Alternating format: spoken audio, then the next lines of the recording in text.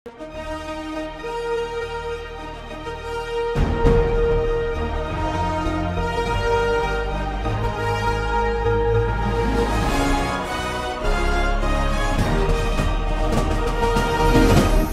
பார்த்து கொண்டிருப்பது உங்கள் ஜாஷ்வா டிவி. சகல ஜனங்களுக்கும் நற்செய்தி.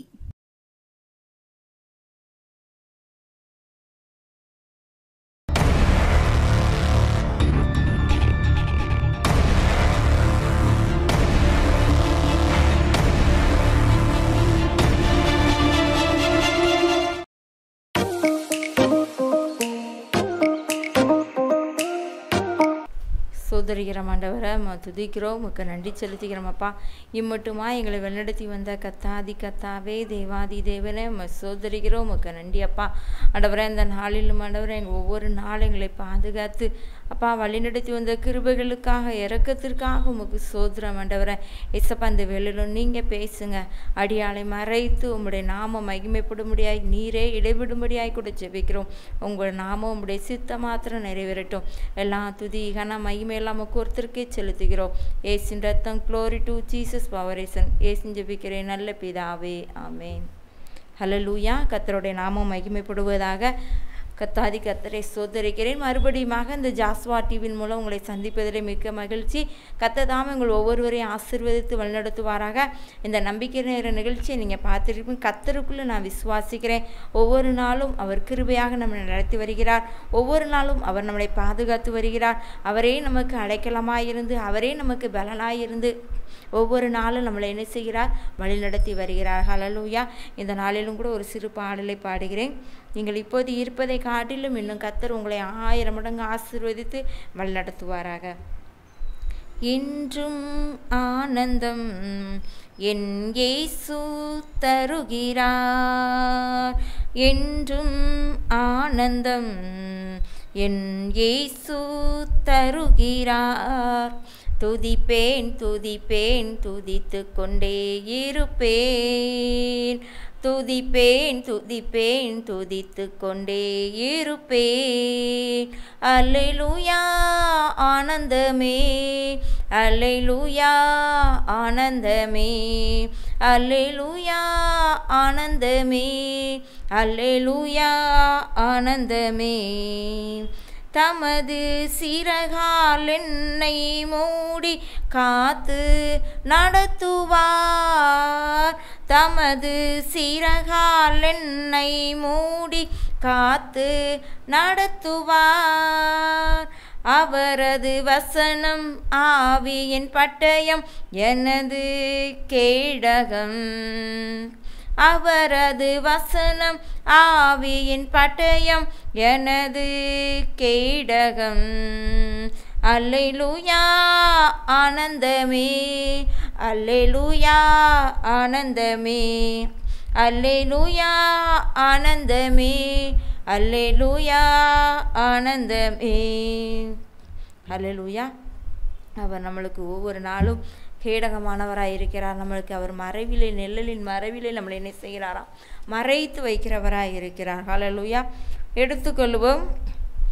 சங்கீதம் 33ஆம் சங்கீதம் 20வது வசனம். சங்கீதம் 33:20. நம்முடைய ஆத்துமா கர்த்தருக்கு காத்திருக்கிறது, அவரே நமக்கு துணையும் நமக்கு கேடகமானவர். ஹல்லேலூயா. நம்முடைய ஆத்துமா கர்த்தருக்கு காத்திருக்கிறது, அவரே நமக்கு துணையும் நமக்கு கேடகமானவர். ஹல்லேலூயா. நம்முடைய ஆத்துமா அவரை கர்த்தரை நோக்கி காத்திருக்கும் பொழுது அவர் எப்படிப்பட்டவராக இருக்கிறாராம்? அவரே நமக்கு துணையாகவும் நமக்கு ஒரு கேடகமாக இருக்கிறார். ஹல்லேலூயா. துணை என்றால் நம்மளுக்கு அவர் என்ன செய்கிறாராம்? நம்ம கூடவே இருக்கிறவர். அதே போல கேடகம் என்றால் ஒரு பாதுகாப்பை கொடுக்கிறவர். எப்படி ஒரு ராஜாக்கள் ஒரு யுத்தத்துக்கு போகும் பொழுது அந்த கேடகத்தை கொண்டு எதிரிகளை என்ன செய்வாங்களாம்? தாக்காதபடிக்கு அவர்களை வீழ்த்தும் பொழுது, அவர்கள் ராஜாக்களை வீழ்த்தும் பொழுது அந்த என்ன செய்வாங்களாம்? அது எதுவும் நம்ம மேல படக்கூடாது என்பதற்காக அந்த பாதுகாப்பு கவசத்தை என்ன செஞ்சிருவாங்களாம்? அணிந்து கொண்டு இருப்பார்களாம். அதாம் அதே போலதான் ஆண்டவராய் இயேசு கிறிஸ்து அவருக்குள்ளாக நாம் ஒவ்வொரு நாளும் நம்முடைய ஆத்துமா காத்து காத்திருக்கும் பொழுது அவர் நமக்கு துணையாகவும் அவர் நமக்கு கேடகமாகவும் இருக்கிறார். ஹல்லேலூயா. எப்படி ஒரு ராஜா யுத்த சனத்திற்கு எதிரிகள் முன்பாக வீழ்ந்து விடக்கூடாது என்று சொல்லி எப்படி பாதுகாப்பு கவசத்தை அணிந்து கொண்டிருக்கிறாரோ, அதே போல் ஆண்டவராய் இயேசு கிறிஸ்து நம்முடைய பிசாசின் எல்லா போராட்டங்களுக்கும், சத்துருவின் போராட்டங்களுக்கும், மனுஷிய போராட்டங்களுக்கும் நம்மளை என்ன செய்கிறாராம், விலைக்கு பாதுகாத்து நமக்கே அவரே துணையாக இருந்து அவரே நமக்கு கேடகமாக இருக்கிறார். ஹல்லேலூயா. அப்போ நம்முடைய ஆத்துமா யாரை நோக்கி காத்திருக்க வேண்டும்? அவரை நோக்கி நாம் காத்திருக்கும் பொழுது, ஹல்லேலூயா, அதான் சொல்லுது, என் ஆத்துமா கர்த்தரை நோக்கி என்ன செய்கிறது, காத்திருக்கிறது என்று சொல்லி. ஹல்லேலூயா. அப்பொழுது அவர் எப்படிப்பட்டவராம், நமக்கு துணையாய் நமக்கு கேடகமாய் இருக்கிறார். ஹல்லேலூயா. நம்ம ஒவ்வொரு நாளும் நம்முடைய வாழ்க்கையிலும் கூட ஆண்டவராய் இயேசு கிறிஸ்துவின் இடத்துல நம்ம காத்திருக்கும் பொழுது அவர் எப்படிப்பட்டவர், நமக்கு துணையாய் இருக்கிறார். ஹல்லேலூயா. எடுத்துக்கொள்வோம். ஆதியாகமம் 15ஆம் அதிகாரத்தில் சொல்லப்பட்டிருக்கிறது. 1ஆம் வசனத்தை வாசிக்கிறேன். இந்த காரியங்கள் நடந்த பின்பு கர்த்தருடைய வார்த்தை ஆபிரகாமுக்கு தரிசனத்திலே உண்டாகி, அவர் ஆபிரகாமே, நீ பயப்படாதே, நான் உனக்கு கேடகமும் உனக்கு மகாபெரிய பலனுமாய் இருக்கிறேன் என்றார். ஹல்லேலூயா. அவருடைய வார்த்தை என்ன செய்கிறது, ஆபிரகாமுக்கு இடைபடுகிறது, உண்டாகி தரிசனம் காண்கிறார். ஹல்லேலூயா. அவர் தரிசனம் காணும் பொழுது அவர், நீ பயப்படாத, நான் உனக்கு என்ன செய்கிறேன், கேடகமாய் இருக்கிறேன், நான் உனக்கு பாதுகாப்பாக இருக்கிறேன், நான் உனக்கு மகாபெரிய பலனுமாய் இருக்கிறேன் என்று சொல்லுகிறார். ஹல்லேலூயா. ஒரு தரிசனத்தை காண்கிறார். ஹல்லேலூயா. ஒருவேளை பயத்தினால் அவர் என்ன செஞ்சிருக்கலாம், இருந்திருக்க கூடும். ஆனாலும் கூட ஆண்டவருடைய கிருபை அவர் மேல் என்ன செய்கிறது, இரக்கமாய் இருந்தபடினாலே அவர் என்ன செய்கிறாரு, நீ ஏன் பயப்படுத, நான் உனக்கு என்ன செய்கிறேன், கேடகமாய் இருக்கிறேன் அப்படி சொல்றாரு. அப்போ பார்த்தீங்கன்னா ஆபிரகாம் கேட்காரு, எனக்கு என்ன செய்யலைனோ, பிள்ளை இல்லையே அப்படின்னு சொல்லி என்ன செய்கிறார், கேட்காரு. அப்போ எனக்கு இருக்கிற இந்த பிள்ளை என்ன செய்ய, ஒரு சுதந்திரவாளியா அப்படின்னு கேட்காரு. அதற்கு சொல்லுகிறார் 4வது வசனம், அப்பொழுது கர்த்தருடைய வார்த்தை அவனுக்கு உண்டாகி, இவன் உனக்கு சுதந்திரவாளி அல்ல, உன் கற்ப பிறப்பாய் இருப்பவனே உனக்கு சுதந்திரவாளி என்று சொல்லி அவர் அவனை வெளியே அழைத்து, நீ வானத்தை அண்ணாந்து பார், நட்சத்திரங்களை என்ன உன்னாலே கூடுமானால் அவைகளை எண்ணு என்று சொல்லி பின்பு அவனை நோக்கி, உன் சந்ததி இவ்வனமாய் இருக்கும் என்றார். ஹல்லேலூயா. அப்போ எல்லா ஒரு காரியத்தை கர்த்தர் வெளிப்படுத்துகிறார். பண்ண உனக்கு இருக்கிற இந்த பிள்ளை உனக்கு என்ன செய்யாது, சுதந்திரவாயில் இல்லை, உனக்கு பிறக்கிற இந்த கற்ப பிறப்பே என்ன செய்ய, உனக்கு சுதந்திரவாளியாக இருப்பான். ஆனால் அதற்கு என்ன ஒரு அடையாளம் பார்த்தீங்கன்னா, இவ்வளவு ஒரு பெரிய அடையாளத்தை கொடுக்கிறார். நீ வானத்தை என்ன செய், அண்ணாந்து பாரு, அங்கே இருக்கிற நட்சத்திரங்களை என்ன கூடுமானால் நீ என்ன செய்ய, அவளை என்ன என்று சொல்லி அவர் என்ன செய்ப்பாக்கி, உன் சந்ததியும் இவ்வனவுமாய் இருக்குன்னு சொல்லுகிறார். ஹல்லேலூயா. ஆபிரகாமின் சந்ததி, இயேசு கிறிஸ்து ஆபிரகாமின் சந்ததியிலே வந்தார். ஹல்லேலூயா. அவருடைய பிள்ளைகளாய் இன்னைக்கு அநேக பிள்ளைகள் என்ன கூடுமானால் எண்ணவே முடியாது. அந்த அளவுக்கு ஆண்டவருடைய சந்ததி, ஆபிரகாமுடைய சந்ததி என்ன செய்து, ஆண்டவராய் இயேசு கிறிஸ்துவின் மூலமாக இந்த உலகத்திலே அநேக ஜனங்கள் ரட்சிக்கப்பட்டு அநேக ஜனங்கள் ஆண்டவரண்டையில் என்ன செய்கிறார்கள், வந்திருக்கிறாங்க. ஹல்லேலூயா. அதான் சொல்லி, நீ வானத்தை அண்ணாந்து பாரு அப்படின்னு சொல்லுகிறாரு. ஒருவேளை ஆபிரகாம் அதை என்ன செஞ்சாராம், விசுவாசித்தார் என்று சொல்லுகிறது. கர்த்தரை அவர் என்ன செஞ்சாரு, விசுவாசித்தார் என்று சொல்லப்படுகிறது. ஒருவேளை அந்த இடத்துல ஒரு எந்த விதமான ஒரு அடையாளமும் இல்லை, எந்த விதமான ஒரு தொடக்கமே இல்லை. ஆனாலும் ஆண்டவர் சொன்ன அந்த வாக்கு தத்தத்தை அவர் என்ன செய்கிறாராம், நம்பி இருக்கிறார். ஹல்லேலூயா. நான் உனக்கு கேடகமாய் இருக்கிறேன் என்று சொல்லி தரிசனம் காண்கிறாரு.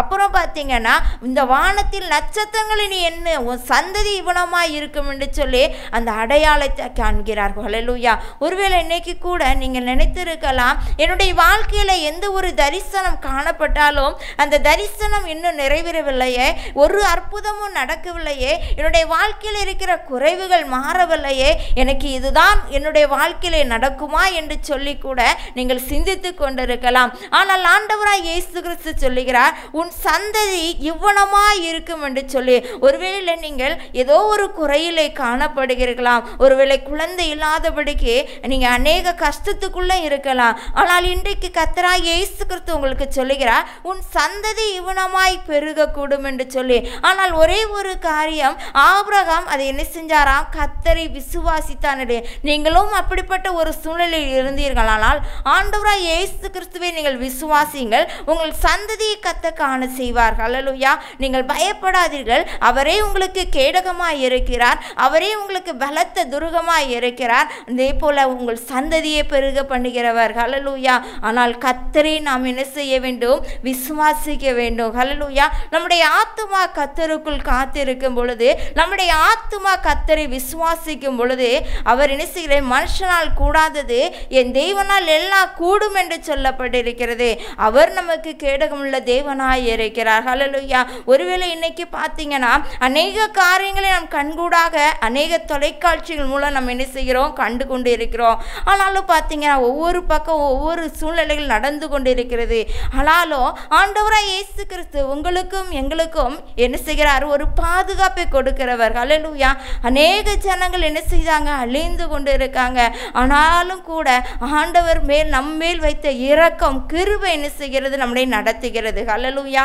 ஆனால் ஆண்டவராய் இயேசு கிறிஸ்துவை நீங்கள் அவரை சார்ந்து நாம் காத்திருக்கும் பொழுது, அதே போல ஆண்டவராய் இயேசுவை நாம் விசுவாசிக்கும் பொழுது அவர் நமக்கு கேடகமுள்ள தேவனாய் இருக்கிறார். ஹல்லேலூயா.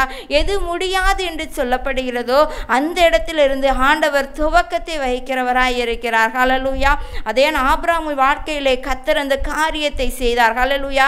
ஒரு அழகான குழந்தையை கொடுத்தார். ஈசாக்கை என்ன செஞ்சார்? கொடுத்தார். ஒருவேளை இன்னைக்கு கூட இப்படிப்பட்ட ஒரு குறைவுல நீங்கள் இருக்கலாம். ஆனாலும் ஆண்டவரை நோக்கி நீங்கள் விசுவாசம் உள்ளவர்களாய் இருக்கும் பொழுது அவர் உங்களுக்கு குட்டி சாமுவேலை போல, ஒரு குட்டி ஈசாக்கை போல கர்த்தர் உங்களுக்கு என்ன செய்வார்? கொடுத்து உங்களை ஆசீர்வதிக்க வல்லவராய் இருக்கிறார். ஹல்லேலூயா. அதைத்தான் ஆண்டவருடைய சமூகத்திலே ஆபிரகாம் கேட்டான், எனக்கு இவன் சுதந்திரவாளியோ அப்படின்னு சொல்லி. இல்லை, உனக்கு சுதந்திரவாளி உன் கற்ப பிறப்பானவனே என்று சொல்லி செஞ்சாரு. சுதந்திரவாளி என்று சொன்னார். ஹல்லேலூயா. அதைத்தான் ஆண்டவராய் ஆபிரகாமுடைய பேசின தேவன், தரிசனம் கொடுத்த தேவன் இன்றைக்கும் நம்முடைய உங்களுடைய வாழ்க்கையிலையும் இப்படிப்பட்ட ஒரு தரிசனத்தை கர்த்தர் உங்களுக்கு கொடுத்திருக்கலாம். ஆனால் ஆண்டவரை நீங்கள் விசுவாசிங்கள். எந்த காரியமாக இருந்தாலும் ஆண்டவருடைய சமூகத்தில் நீங்கள் காத்திருக்கும் பொழுது அவர் நிச்சயமாகவே நம்முடைய வாழ்க்கையிலே பெரிய காரியங்களை செய்து நம்மளுடைய வாழ்க்கையை நிறைவேற்றுவதற்கு அவர் என்ன செய்கிறாராம்? பெரிய காரியங்களை செய்து வல்லவராக இருக்கிறார். ஹல்லேலூயா. எடுத்துக்கொள்வோம் நீதிமொழிகள் 30 அதிகாரம் 5வது வசனத்தை வாசிக்கிறேன்.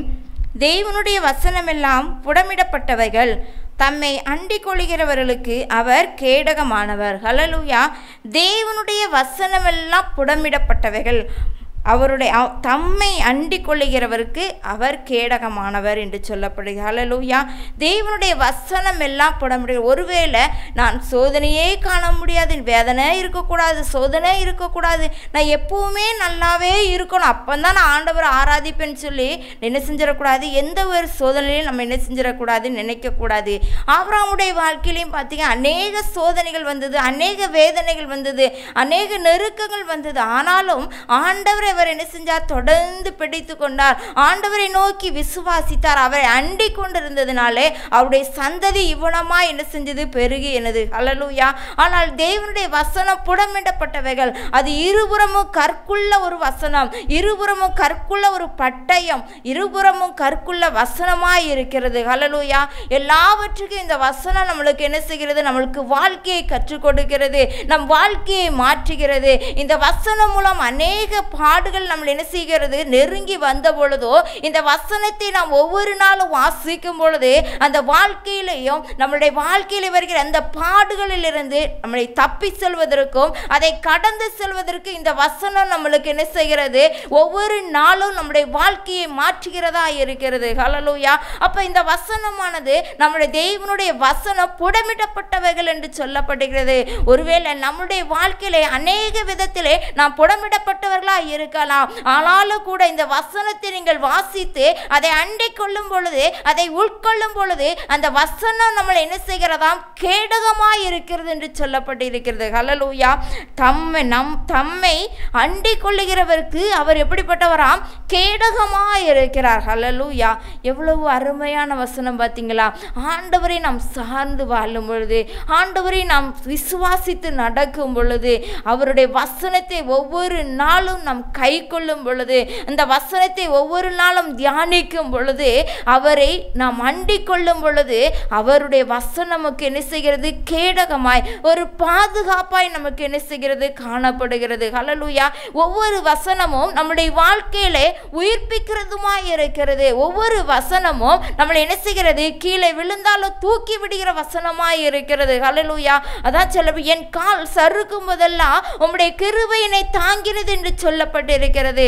ஹல்லேலூயா. அந்த வசனத்தை நாம் அனுதினமும் வாசிப்போம். ஆண்டவரை நாம் அண்டிக் கொள்ளுவோம். அவரே நமக்கு கேடகமாய் இருக்கிறார். ஹல்லேலூயா. தாவீதுடைய வாழ்க்கையிலே பார்த்தீங்கன்னா அப்படிதான் அநேக பாடுகளை அவர் என்ன செஞ்சார்? கடந்து வந்தார். அதே போல பார்த்தீங்க, அநேக விதத்தில் நெருக்கப்பட்டார், ஒடுக்கப்பட்டார். ஆனாலும் கூட ஆண்டவரை அவர் சார்ந்து வாழ்ந்தார். ஆண்டவரை அண்டிக் கொண்டதனாலே தான் அவருடைய வாழ்க்கையை ஒரு ஆடு மேய்த்தவரை என்ன செஞ்சாரு? தாவீது ஒரு ராஜாவாய் மாற்றினார். ஹல்லேலூயா. ஒருவேளை எதுவுமே எதிர்மறையாக இருக்கலாம் வாழ்க்கையிலே, ஆனாலும் இந்த வாழ்க்கையை மாற்றுவதற்கு இந்த வசனம் நம்மளை என்ன செய்கிறது? நடத்துகிறதா இருக்கிறது. இந்த வார்த்தையில் உள்ள வசனம் உண்மையுள்ளவைகளும் சத்தியமுள்ளவைகளாக இருக்கிறது. இந்த வசனத்தை நாம் வாசிக்கும் பொழுது ஒவ்வொரு நாளும் அது நமக்கு பலன் உள்ளதாக இருக்கிறது. ஹல்லேலூயா. அவரை அண்டிக் கொள்ளும் பொழுது அவரே நமக்கு கேடகமாக இருக்கிறார். ஹல்லேலூயா. எவ்வளவு அருமையான வசனம். ஒருவேளை நம்முடைய வாழ்க்கையிலையும் நம் குடும்பங்களில் அநேக பாடுகள் வரலாம், ஆனால் அவரை பிடித்து கொள்ளும் பொழுது, அவரை நாம் அண்டிக் கொள்ளும் பொழுது, அவருடைய வசனத்தை ஒவ்வொரு நாளும் தியானம் செய்யும் பொழுது அவர் நமக்கு என்ன செய்கிறாராம்? ஒரு கேடகமாய் இருக்கிறார். ஹல்லேலூயா. இதான் ஆண்டவருடைய வார்த்தையில நம்மளுக்கு ஒவ்வொரு நாளும் நம்மளுக்கு என்ன செய்ய? ஒரு புத்துணர்ச்சி கொடுக்கிறது. இந்த வசனத்தை நீங்க தியானித்து அவரை ஆராதிக்கும் பொழுது நம்முடைய வாழ்க்கை எப்படி இருக்குது? நம்மளுக்கு ஒரு புத்துணர்ச்சியை கொடுக்கிறது. ஹல்லேலூயா.